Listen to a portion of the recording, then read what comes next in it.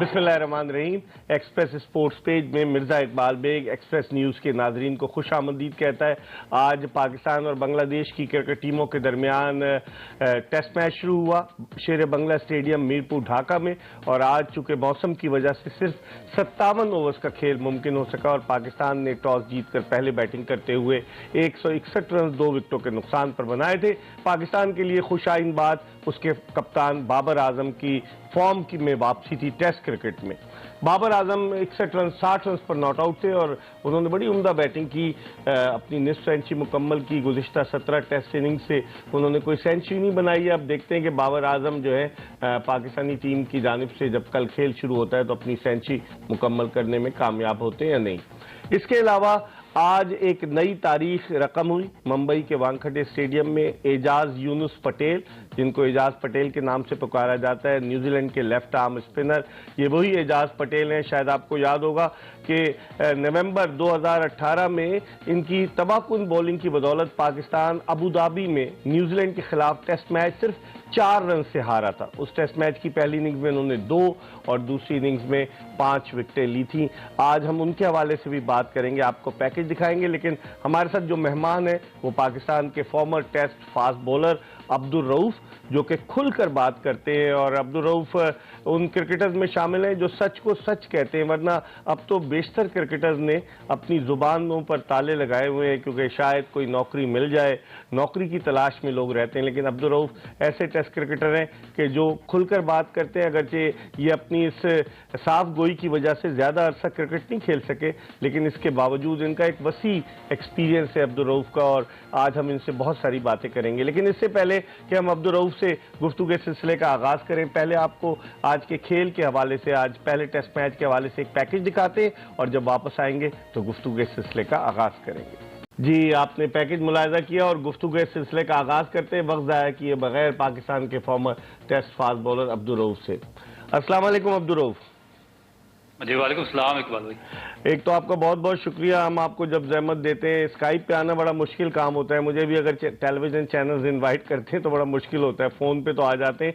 आपका बेहद शुक्रिया। लेकिन ये बताइए अब्दुल रऊफ, आज आपने देखा होगा जो विकेट है मीरपुर ढाका के शेर बंगला स्टेडियम की, इसको आप कैसे देखते हैं? पहले दिन से इतना ज़्यादा ब्रेक हो रहा है, आप समझते हैं कि चौथी इनिंग्स बांग्लादेश के लिए बड़ी मुश्किल हो जाएगी?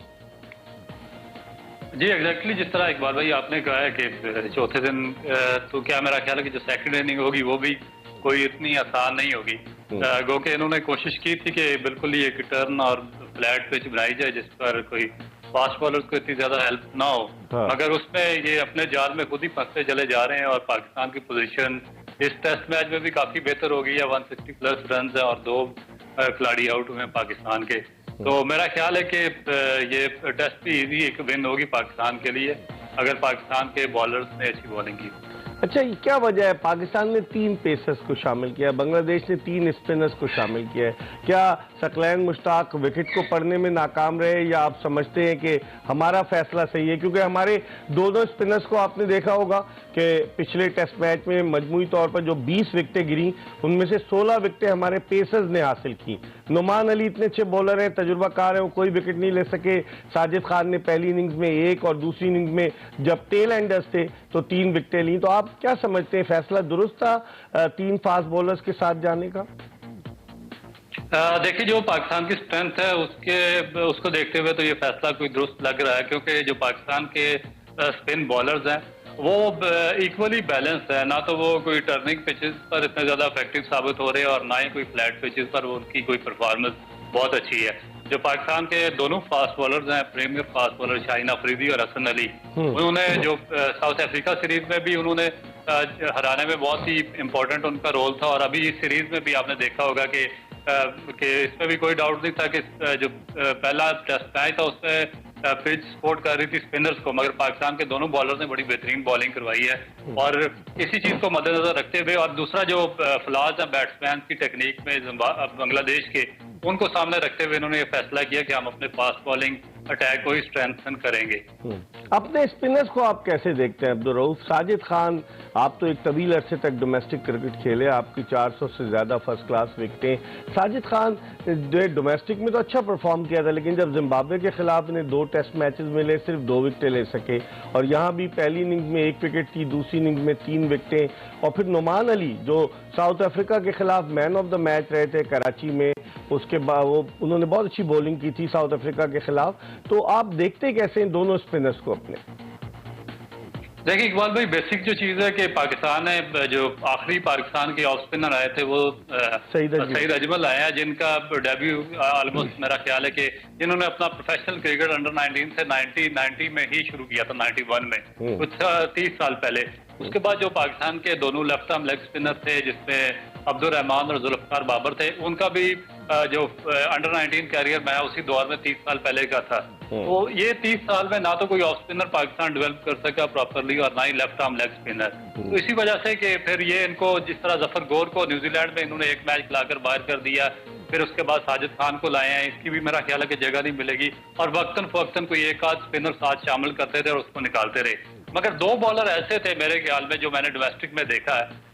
एक तो जो नेशनल बैंक से खेला करते थे असगर, और दूसरे एक अली उस्मान है बिहाड़ी के। इन 2 बॉलर को डेवलप करके आप पाकिस्तान टीम में लंबे अरसे तक क्रिकेट खिला सकते थे। मगर पाकिस्तान क्रिकेट बोर्ड का जो थिंक टैंक है या जो हाई परफॉर्मेंस सेंटर है, उन्होंने इसका केयर नहीं किया और उनको जाया कर दिया। अब मजबूरन आपको ये इन पे ही रिलाई करना पड़ रहा है जो आपके पास अवेलेबल है, मगर इनकी वो क्लास नहीं है कि जो अगर इनको टर्निंग पिच मिले, जिस तरह अभी एजाज पटेल ने किया, कि जहां पर भी उनको कोई अच्छी टर्निंग विकेट मिलती है तो वो उस पर साबित करते हैं कि वो वाकई क्वालिटी स्पिनर है। तो ये चीज इन बॉलर्स में मिसिंग है। आपने मोहम्मद असगर की बात की, वो तो पाकिस्तान अंडर 19 से भी खेल चुके थे और फिर वो उनको भी भुला दिया गया। फिर मोहम्मद नवाज को हमने स्पेशलिस्ट बना दिया कि हालांकि वो फ्लाइट देते हैं, वो इमाद वसीम के मुकाबले में तेज गेंद नहीं करते, लेकिन उनको भी हमने T20 या वनडे का स्पेशलिस्ट बना दिया है। तो आप नहीं समझते कि इस जानिब तवज्जो देनी होगी? सकलैन मुश्ताक टीम के साथ अटैच हैं, national high performance centre players development programme को देख रहे हैं, आपकी क्या राय इस हवाले से? देखिए इकबाल भाई, इनमें जो नवाज हैं वो तो T20 स्पेशलिस्ट ही बन चुके हैं, और उनमें उनकी बॉल में अब वो काट या उनके शोल्डर में वो जान नहीं है कि वो फ्लाइट से भी बॉल कर सके, वेरिएट भी कर सके, ड्रिफ्ट भी कर सके, और बॉल को आर्मर भी कर अंदर लाकर वो किसी भी टेस्ट मैच में किसी के लिए मुश्किलात पैदा कर सके। अब वो एक रन रोकने वाले स्टॉक बॉलर बन चुके हैं जिनको स्पेशलाइजेशन T20 क्रिकेट है। तो जो बाकी जो डेवलप होने वाले थे, जिसमें असगर थे, इन्होंने बड़ी कामयाबी से अपने कैरियर का आगाज किया, उनकी फिंगर्स में जान थी, उनके पास काफी ज्यादा वैरायटी थी। इसी तरह अली उस्मान थे जिन्होंने 70+ विकेटें अंडर 19 में ली थी अपने टाइम पर, और उसके बाद भी काफी अरसे तक वो अच्छी परफॉर्मेंस करते रहे, उनकी बॉलिंग में जान थी। ये 2 ऐसे थे कि ये फ्यूचर प्रोस्पेक्ट बन सकते थे। मगर अब जिस तरह आपने बात की है कि जो अकेडमी में पाकिस्तान के 3 टॉप स्पिनर्स उन्होंने अपॉइंट किए हुए एज ए बॉलिंग कोच, मगर बदकिस्मती से अभी तक पाकिस्तान को पिछले 8-10 साल में एक भी अच्छा स्पिनर नहीं मिल सका, और ना वो प्रोडक्शन दे सके हैं। तो ये थोड़ा लम्हा फिक्री है। आपने बात की लेफ्ट आर्म स्पिनर्स की, 2 अच्छे बॉलर और भी आए थे अब्दुल रऊफ, हसन खान जो पाकिस्तान अंडर 19 की जानिब से भी खेले, और उसके अलावा उमर खान कि जिन्होंने डोमेस्टिक क्रिकेट में जब बॉलिंग की कराची किंग्स से, तो बड़े उनमें पोटेंशियल नजर आया। हम ग्रूम नहीं कर सकते थे इन दोनों बॉलर्स को? देखिए इनको डेफिनेट जो उमर था या जो हसान था, इनका जो इनकी भी स्पेशलिटी वही थी जो नवाज की है, क्योंकि ये भी T20 स्पेशलिस्ट ही थे। बेसिकली ये स्टॉक बॉलर थे, और जैसे ही इन्होंने PSL से या T20 क्रिकेट से अपना कैरियर का आगाज किया, तो इन्होंने बैट्समैन को बड़ी मुश्किलात का शिकार किया, जिस पर लग रहा था कि आगे जाकर पाकिस्तान के लिए थोड़ी T20 क्रिकेट खेलेंगे शॉर्ट फॉर्मेट में। मगर ये जो इनके साथ साथ जो रजा हसन थे, उनमें बहुत बड़ी क्वालिटी थी डेवलप होने की, टेस्ट क्रिकेट खेलने की और लंबे फॉर्मेट की क्रिकेट खेलने की, मगर उनको भी जाया कर दिया गया, उनको प्रॉपर एजुकेट नहीं किया गया। हालांकि जो बेसिक पर्पज है पाकिस्तान का हाई परफॉर्मेंस सेंटर, वहां पर एजुकेट करना, जो बच्चे आपके पास 14, 15, 16 साल या 18 साल के आते हैं, उनकी क्रिकेट के साथ साथ परवरिश के अलावा उनकी जो आपकी ज़हनी और जो तालीमी जो मैदान में जो उनकी ज़हनी नशोनुमा करनी होती है, वो भी यहाँ पे कोचेस का काम है। पर बदकिस्मती ये है कि हमारे वो जो स्टाफ है उनकी अपनी एजुकेशन इतनी नहीं है कि वो किसी बच्चे को अच्छे तरीके से वो पॉलिश कर सके।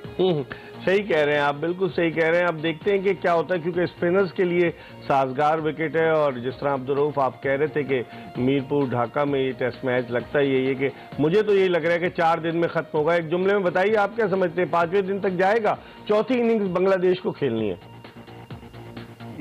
लग तो यही रहा कि ये 4 दिन का ही टेस्ट मैच है, और अब देखें कि अगर बांग्लादेश बहुत ज्यादा अच्छा खेल गया तो मैं भी फिर शायद जा सकता कि 5वें दिन, अगर मौसम आड़े नहीं आया। आप हमारे साथ रहिएगा वीडियो लिंक पर। हमारे साथ मौजूद है पाकिस्तान के former test fast bowler Abdul Rauf, जिनसे हम बात कर रहे हैं। इस वक्त हम एक ब्रेक की तरफ बढ़े, और जब ब्रेक के बाद वापस आएंगे न सिर्फ पाकिस्तान के टेस्ट मैच पर बात करेंगे, बल्कि एजाज पटेल, 33 साल एजाज पटेल, जो मुंबई में पैदा हुए अक्टूबर 1988 में, 8 साल की उम्र में 1996 में वो चले गए न्यूजीलैंड। उनके वालिद का यूनुस पटेल का वहाँ गैरेज था, वो उनको अपने साथ ले गए। और फिर एजाज पटेल ने आज उसी भारत के खिलाफ, जहां वो पैदा हुए, उसी शहर में आज उन्होंने क्रिकेट की एक नई तारीख रकम की, 10 विकेटें हासिल की। इस पर भी बात करेंगे एक छोटे से ब्रेक के बाद। कहीं जाएगा नहीं, stay tune to Express News. Break के बाद एक मरतबा फिर पाकिस्तान के साबिक test fast bowler Abdul Rauf के साथ शो में आपको खुशामदीद कहते हैं। अब्दुल रऊफ हमारे साथ वीडियो लिंक पर लाहौर से मौजूद है, और हम पाकिस्तान और बांग्लादेश की क्रिकेट टीमों के दरमियान खेले जाने वाले दूसरे क्रिकेट टेस्ट मैच के पहले दिन की बात कर रहे हैं। अब्दुल रऊफ से हम एक सवाल पूछते हैं और फिर उसके बाद एजाज पटेल की तरफ जाएंगे कि एजाज पटेल ने, अब्दुल रऊफ, आज एजाज पटेल ने जो बॉलिंग की, आपको याद होगा कि फरवरी 1999 में जो है वो अनिल कुंबले ने आखिरी मरतबा 10 विकेटें ली थी। उससे पहले जुलाई 1956 में जिम लेकर ने 10 विकेटें ली। कैसे देखते हैं एजाज पटेल की कारकर्दगी को मुंबई की पिच पर? जिसको आउटस्टैंडिंग का परफॉर्मेंस कह सकते हैं, कि जिसका आपने बताया कि जिम लेकर जो पहले बॉलर थे जिन्होंने टेस्ट क्रिकेट में 10 विकेटें ली और बड़ा तवील अरसे तक उनका रिकॉर्ड बरकरार रहा, जिसको अनिल कुंबले ने पाकिस्तान के खिलाफ तोड़ा था। तो अभी ये इस रिकॉर्ड को बराबर करना मेरा ख्याल है कि एक बहुत ही एक ग्रेट इसको अचीवमेंट कह सकते हैं। और इनकी स्पेशलिटी ये है कि जब भी इनको किसी इस तरह की अपॉर्चुनिटी मिलती है जहां पर बॉल टर्न या ब्रेक हो रहा होता है, तो इस पे वो प्रूव करते हैं। जिस तरह इन्होंने पाकिस्तान के खिलाफ अबू धाबी में 8 विकेटें लेकर पाकिस्तान को न्यूजीलैंड को टेस्ट मैच जितवाया था, और अभी इनको जो यहाँ पर इंडिया में ब्रेक विकेट मिली है तो उस पर उन्होंने प्रूव किया, और एक इनिंग में उन्होंने 10 खिलाड़ी को आउट किया। तो ये स्पेशलाइजेशन अपने फील्ड में होनी चाहिए किसी भी प्लेयर की। ठीक है, आप हमारे साथ ही रहिएगा। हम एक पैकेज पहले आपको दिखाते हैं एजाज पटेल के हवाले से, और जब वापस आएंगे। जी, एजाज पटेल जो मुंबई में पैदा हुए और मुंबई में ही उन्होंने 10 विकेटें हासिल की, और ये उनकी अचीवमेंट है, क्योंकि 43 बरस तक जिम लेकर का रिकॉर्ड रहा 1956 से 1999 तक। और अब 22 बरस के बाद एजाज पटेल ने अनिल कुंबले का वो जो रिकॉर्ड, जो अनिल कुंबले ने जिम लेकर का रिकॉर्ड बराबर किया था, अब एजाज पटेल ने बराबर किया। एजाज पटेल के हवाले से हम अब्दुल रऊफ से तो बात कर रहे हैं, अब्दुल रऊफ हमारे साथ हैं, लेकिन आपको दिलचस्प बात बताते चलें कि इस अनिल कुंबले के हवाले से कि 2006 में पाकिस्तानी क्रिकेट टीम जब भारत के दौरे पर थी, तो मुझे कमेंट्री के लिए रेडियो पाकिस्तान की जानिब से जाने का एजाज़ हासिल हुआ। तो हमें जहाज़ की सीट नहीं मिली, दिल्ली से जमशेदपुर जाना था, तो हम बाय जो थे ट्रेन जा रहे थे दिल्ली से जमशेदपुर। मेरे साथी कमेंटेटर्स भी थे, तारिक राज और दीगर। तो पता ही चला कि जिस ट्रेन में हम सफ़र कर रहे थे, उस ट्रेन के ऊपर की बर्थ से एक साहब नीचे उतरे। जब मैंने उन्हें देखा तो मैं तो उन्हें पहचान गया। वो चेतन शर्मा थे, भारत के साबिक टेस्ट फास्ट बॉलर जो आजकल चीफ सेलेक्टर हैं। तो चेतन शर्मा से मैंने पूछा, मैंने कहा आपको 1986 में, अप्रैल 1986 में जावेद मियांदाद का वो छक्का याद है जो शारजा में लगाया था? कहले यार उसको अब भूल जाओ, अभी तो मैं वहाँ एक्सपर्ट कॉमेंट्स देने जा रहा हूँ। इतनी बात हुई तो एक और साहब जो बीच वाली बर्थ थी वहां से नीचे उतरे, तो वो जाने पहचाने से लग रहे थे।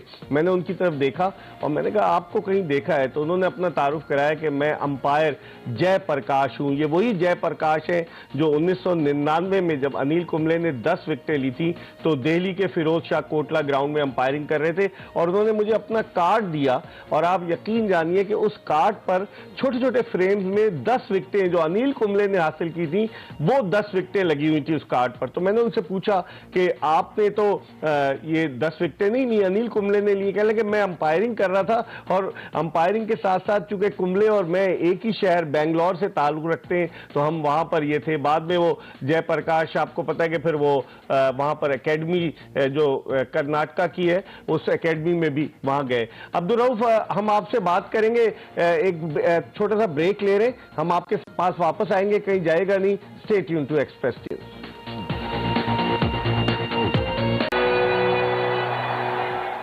Welcome back after the break. आप देख रहे हैं एक्सप्रेस स्पोर्ट्स पेज और हम बात करें क्रिकेट के हवाले से। और ब्रेक पर जाने से कबल हमने आपको एजाज पटेल के हवाले से एक पैकेज दिखाया। एजाज पटेल ने मुंबई टेस्ट में 10 विकेटें हासिल की और 1999 में अनिल कुंबले ने जब 10 विकेटें ली थी पाकिस्तान के खिलाफ तो उससे पहले दिल्ली की पिच को, फिरोज शाह कोटला ग्राउंड की पिच को जो है वो इंतहा पसंदों ने खोद दिया था। राम बाबू गुप्ता जो भारत के साबिक टेस्ट अंपायर हैं वो उस वक्त दिल्ली क्रिकेट एसोसिएशन के ओहदेदार थे। बहुत सारी चीजें थी, लेकिन अब 22 साल बाद एजाज पटेल ने वो रिकॉर्ड ब्रेक किया। हमारे साथ वीडियो लिंक पर मौजूद है अब्दुल रऊफ, पाकिस्तान के साबिक test fast bowler. Abdul Rauf, आपसे पहले भी मैंने एजाज पटेल के हवाले से पहले एक जुमला आपसे मैं पूछ लूं, आपने पैकेज भी मुलाहिजा किया होगा। आप क्या समझते हैं कि वजह क्या है, क्योंकि ये 5वें भारतीय ओरिजिन के खिलाड़ी हैं जो न्यूजीलैंड की नुमाइंदगी कर रहे हैं, गुजरात से इनका ताल्लुक, मुंबई में रहे, और फिर आप क्या समझते हैं कि ज्यादातर क्रिकेटर जो हैं भारत के कभी न्यूजीलैंड चले जाते हैं, जैसे रॉबिन सिंह थे वो वेस्ट इंडीज चले गए, आपकी क्या राय है इस हवाले से? देखिए इकबाल भाई, ये जो पटेल फैमिली है स्पेशली गुजरात की, उनकी बहुत बड़ी अक्सरियत एक इंग्लैंड में भी आबाद है और न्यूजीलैंड में भी सेटल है। तो इंग्लैंड में एक इलाका बोल्टन है, वहां पर जो फैमिली पटेल फैमिली है उसकी काफी ज्यादा अक्सरियत है। तो ये सिर्फ ये नहीं कि यही गए हैं, इनके अलावा जो इनके पुराने बुजुर्ग हैं वो बहुत लंबे अरसे से वहां पर सेटल है। और उसके आपको याद होगा कि जब गुजरात के फसादात हुए थे बहुत अरसा पहले, तो उसके बाद जो वहां पर फैमिलीज थी वो इनसिक्योर थी और जो उनके रिलेटिव थे इंग्लैंड में, तो उनकी असल वसा यही कोशिश थी कि जितने भी उनके रिलेटिव्स हैं उनको जिस कदर वो बाहर के मालिक में शिफ्ट कर सके उन्होंने कर दिया। तो उस दौरान भी काफी बड़ी एक जो पटेल फैमिली थी या मुस्लिम फैमिली थी वहां की, तो उन्होंने माइग्रेट किया था इंग्लैंड और न्यूजीलैंड। तो मैं भी यही एक वजह हो सकती है। सही। अच्छा, अब हम थोड़ी सी बात करते हैं डोमेस्टिक क्रिकेट की। हम हाफिज इमरान को भी ऑनलाइन लेंगे। आप ये बताइए कि अभी जो खबर आई है कि 4 महीने से 200 क्रिकेटर्स को पैसे नहीं मिले, तो पाकिस्तान क्रिकेट बोर्ड तो बड़ा अमीर है, क्यों खिलाड़ियों, एक तो वैसे ही हमने श्रिंक कर दिया है डोमेस्टिक सिस्टम में, 192-93 क्रिकेटर्स रह गए जो फर्स्ट क्लास क्रिकेट खेल रहे। क्या समझते हैं, जब एक तो वैसी नौकरियां खत्म हो गई हैं और फिर अगर हम उनको पैसे नहीं देंगे तो इससे क्रिकेटर्स में बददिली नहीं पैदा होगी?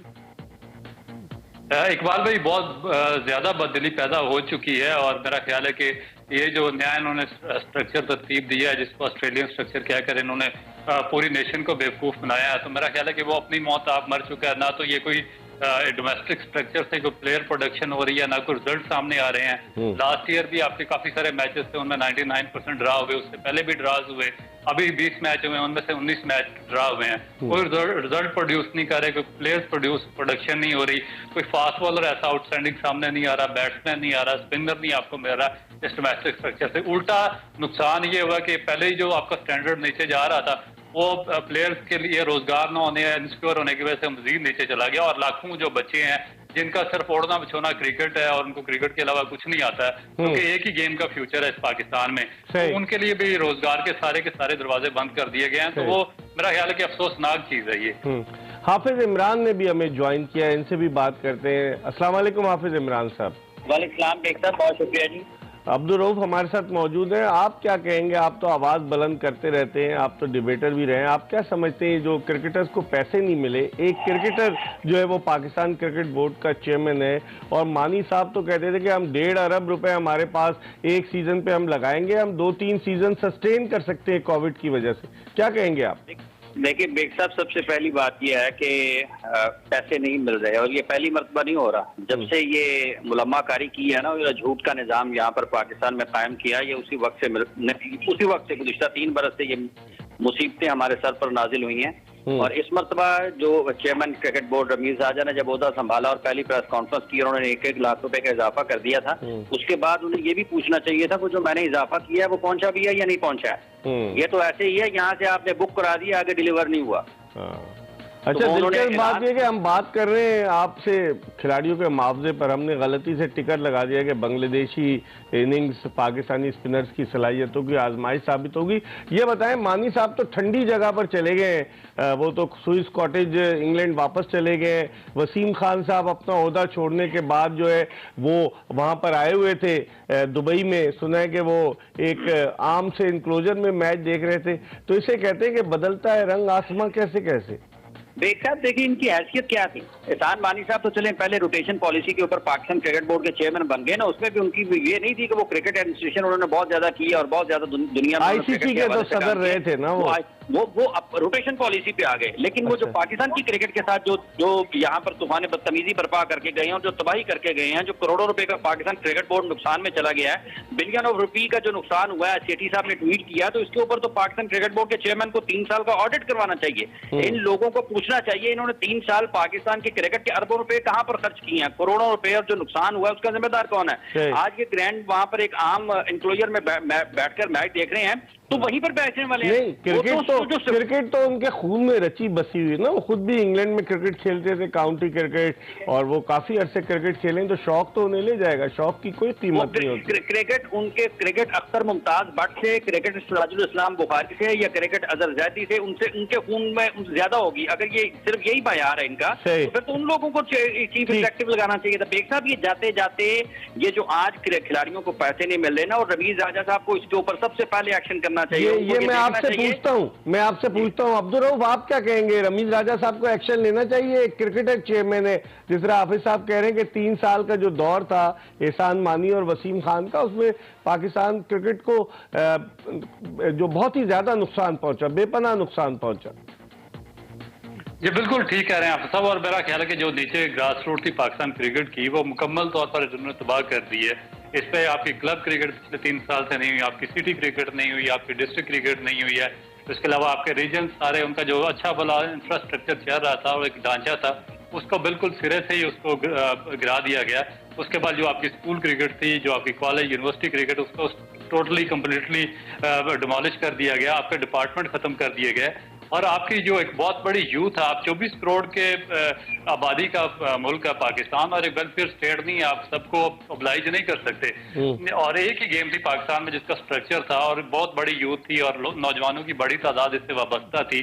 तो उन सब के मुस्तकबिल को बिल्कुल चकनाचूर कर दिया गया, और उसमें से सिर्फ 200 बंदे के लिए गुंजाइश रखी। मगर अब ये भी सुनने में आ रहा है कि जो 180 या 190 लड़कों की टीमें बनाई हैं, उनका जो चांटी करके ऑस्ट्रेलियन स्ट्रक्चर बनाया है, उसमें भी पिछले 5-6 महीने से उन बच्चों को भी तनख्वाहें नहीं मिल रही। तो एक तो आपने उनका रोजगार बंद कर दिया, डिपार्टमेंट से उनकी जॉब्स खत्म कर दी, फिर उनका बाहर जाना आना बंद कर दिया। पहले वो इंग्लैंड चले जाते थे, न्यूजीलैंड, ऑस्ट्रेलिया, बेशुमार बांग्लादेश, श्रीलंका, उनके लिए रास्ते खुले थे, वो सारे बंद कर दिए। और जो उनको आपने 150-200 बच्चों को मुंतखब किया, उनको भी आप प्रॉपरली अगर ओब्लाइज नहीं कर सकते, उनको भी आप तनख्वाह नहीं दे सकते, तो मेरा ख्याल है कि इसके गेट बंद करके ताले लगाएं और घर चले जाएं।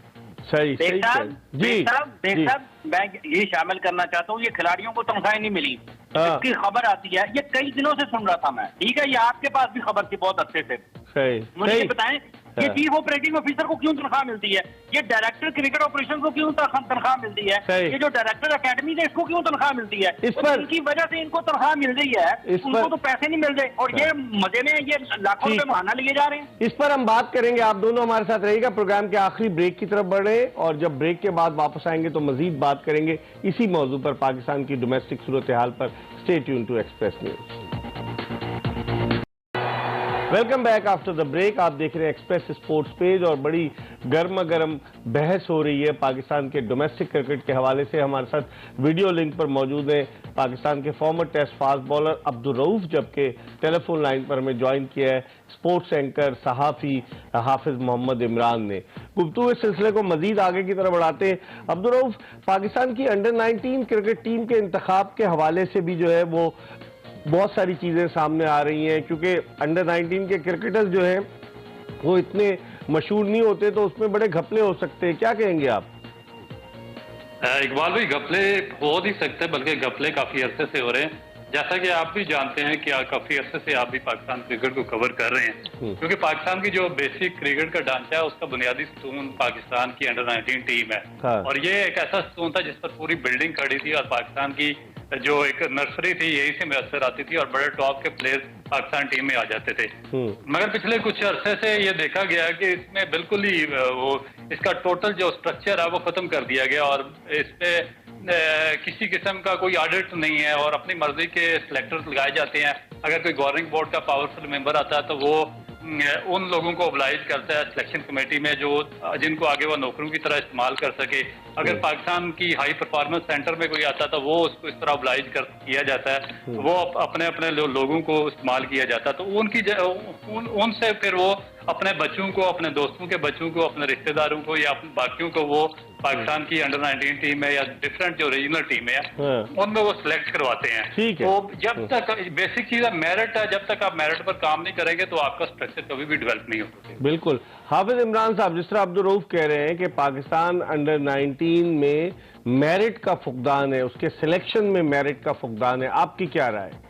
देखिए बेहतर, ये तो कोई इसमें दूसरी राय नहीं है, क्योंकि यहाँ पर अंडर 19 के सतह पर नजर कम होती है। जो सबसे बुनियादी नुकता और जो सबसे तशवीशनाक पहलू है ना, कि आप देखेंगे पिछले चंद वर्षों में कितने प्लेयर्स आपके अंडर 19 से आए हैं और कितने ऊपर गए हैं और कितने जो है वो जिनका आपने नोक पलक सवारी है और वो बहुत ज्यादा नुमाया ऊपर नजर आए हैं। अब जो सबसे तकलीफ की बात यह है कि क्योंकि आपका ढांचा नीचे गिर चुका है, आपकी पहले तो क्रिकेट होती थी जिसकी बुनियाद पर आप अंडर 19 टीम मुंतखब करते थे, अब तो वो भी नहीं है। अब आपका जिसको दिल करता है ट्रायल्स में बुलाते हैं, जिसको दिल करता है ट्रायल से निकाल देते हैं, जिसको दिल करता है वहां से शामिल कर लेते हैं। तो ये तो सारी की सारी जो अजाब नाजिल हुआ है ना, ये तो एहसान मानी साहब की और वसीम खान के आने के बाद नाजिल हुआ है। अब वो कोई ठंडे कमरों में जा रहा है, कोई वहां पर बैठ के क्रिकेट देख रहा है।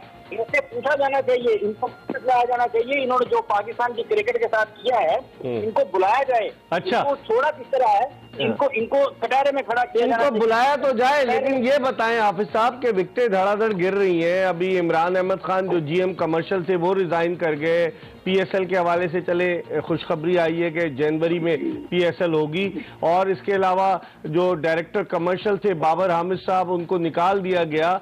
लोग तो कह रहे हैं कि चीफ सिलेक्टर मोहम्मद वसीम की भी तलाश है, उनकी भी शायद छुट्टी हो जाए। लोग ये कह रहे हैं कि director high performance centre Nadeem Khan कितने अरसे तक सर्वाइव करते हैं। मुख्तसरन बताइएगा, फिर मैं यही सवाल अब्दुल रऊफ से पूछूंगा।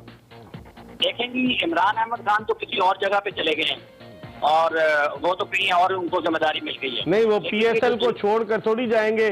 पाकिस्तान क्रिकेट बोर्ड वो एक प्राइवेट लीग के लिए शारजा में जा रहे हैं। लेकिन आप क्या समझते हैं, हमें नहीं पता।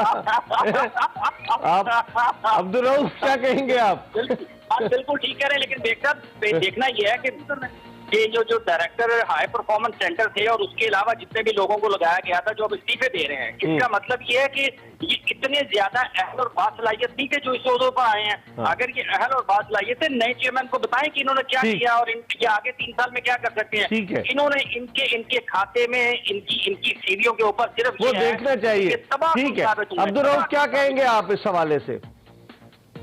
इकबाल भाई, आप भी जानते हैं और सब जानते हैं कि म्यूजिकल चेयर एक चलती है जिसपे अपने पसंद के लोगों को लाया जाता है, जो जिसका चमचा उसको अपॉइंट कर दिया जाता है, मेरिट को बिल्कुल निगलेक्ट किया जाता है।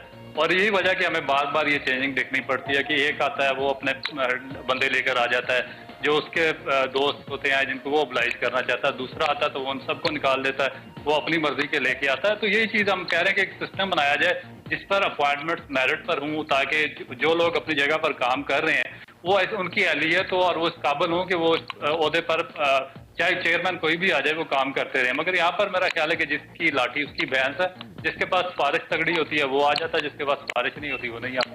हाफिज इमरान साहब क्या कहेंगे? सीओओ सलमान नसीर 2011 में आए, 90,000 उस वक्त तनख्वाह थी, और फिर उसके बाद सीओ जो है अब आजकल सीओ बन चुके हैं, लीगल में रहे, GM legal, senior GM legal. बाद लोग तो ये कहते हैं कि रमीज राजा के साथ, रमीज राजा तो अभी चीजों को देख रहे हैं लेकिन शॉट सारे सलमान नसीर खेल रहे हैं पसे पर्दा रहकर। क्या ये बात दुरुस्त है? अगर सलमान नसीर के शॉट खेल रहे हैं तो पाकिस्तान की इससे ज्यादा बदकिस्मती क्या होगी? जो उसका शोबा है, अगर वो वहां पर नाकाम साबित हुए, कितनी पाकिस्तान को उस हवाले से मुश्किलात और नाकामियों का सामना करना पड़ा कानूनी मामलात में। अगर उन्होंने वहां पर कामयाब नहीं हुए तो पाकिस्तान बोर्ड के चीफ ऑपरेटिंग ऑफिसर की हैसियत से, जहां पर उन्होंने तमाम अहम और बड़े फैसले करने हैं, तो इससे ज्यादा अगर ये 4 माह की तनख्वाह नहीं दे सके हैं तो वो चीफ ऑपरेटिंग ऑफिसर वो किस चीज की है? अच्छा, ये मजे की बात है, दिलचस्प बात यह है कि ये नासिर जमशेद के केस में इंग्लैंड भी गए थे, आपको शायद याद हो।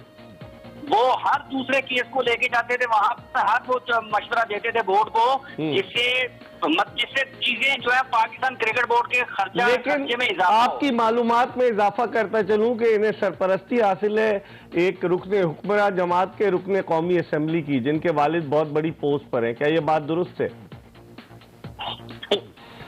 आप बताते नहीं खुद। अच्छा मैं अब्दुल रऊफ की तरफ जाता हूँ। अब्दुल रऊफ साहब क्या कहेंगे कि जिस तरीके से इन्होंने बताया हाफिज इमरान ने कि चीफ ऑपरेटिंग ऑफिसर का अगर ये काम नहीं कि 4 महीने की तनख्वाहें नहीं मिल सकी, वो तो बहुत अरसे से काम कर रहे हैं, तो आप नहीं समझते कि वो अपने मामलात की अंजामदही में नाकाम रहे हैं? इकबाल भाई, ये सारा सिस्टम ही ऐसे चल रहा है कि जिसको जो काम दिया जाता है वो अपने काम में फेल हो जाता है, वो दूसरे के काम में टांग अड़ाता है, वहां से भी जब फिर कोई वहां से फंसता तो किसी तीसरे की तरफ चला जाता है। अब पाकिस्तान टीम की मौजूदा मैनेजमेंट देख लें कि इनका काम क्या था, इनको किस काम के लिए रखा गया था। क्या 20 साल इन्होंने कोचेज डेवलप किए? ये कोच अगर इनके क्रेडिट पर हो तो मुझे बताएं। उसके बाद ये जब प्रैक्टिकली इनको कोचिंग के फील्ड में भेजा गया, वहां पे नाकाम हुए तो पाकिस्तान की मैनेजमेंट में आ गए। इसी तरीके से पाकिस्तान का ये सारा क्रिकेट बोर्ड का सिस्टम चल रहा है। बहुत बहुत शुक्रिया अब्दुल रऊफ, आपने वक्त दिया। हाफिज इमरान, आपका भी बेहद शुक्रिया, आपने में वक्त दिया। इसके साथ ही आज की ये एपिसोड अपने इख्तिताम को पहुंची। इंशाअल्लाह अगर जिंदगी ने वफा की तो कल फिर आपकी खिदमत में हाजिर होंगे। मिर्जा इकबाल बेग और एक्सप्रेस न्यूज की पूरी प्रोडक्शन टीम को इजाजत दीजिए। अल्लाह हाफिज।